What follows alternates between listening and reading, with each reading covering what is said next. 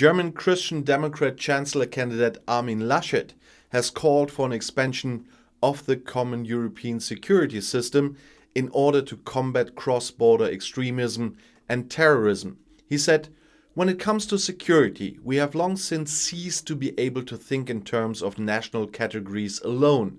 He said that on Wednesday, shortly before his visit to French President Emmanuel Macron. And he said, "Because we experience threats in which borders become less important." This applies to cross-border crime, extremism, cybercrime, and also international terrorism. The EU's security policy capacity to act must be expanded, said the CDU federal chairman. This includes the expansion of the border protection agency Frontex, the development of Europol into a kind of European FBI in matters of cybersecurity, as well as cooperation centers for police cooperation in Europe. Around 2.5 weeks before the general election, Macron received Laschet on Wednesday for a bilateral meeting in the Élysée Palace. On Monday, Vice-Chancellor and Social Democratic candidate for Chancellor Olaf Scholz was guest at Macron's place.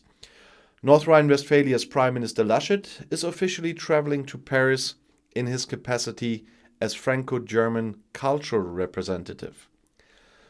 The terrorist process surrounding the attacks on November 13th and 2015 in the city began in Paris on Wednesday. Islamic State, so IS extremists, killed 130 people in a coordinated series of attacks. They carried out a massacre in the Bataclan concert hall. The attacks on the capital of our French friends hit us to the core and are still moving us today, said Laschet. There were attacks on the liberal way of life in Europe. They urge us to resolutely defend our values and rights, said Armin Laschet.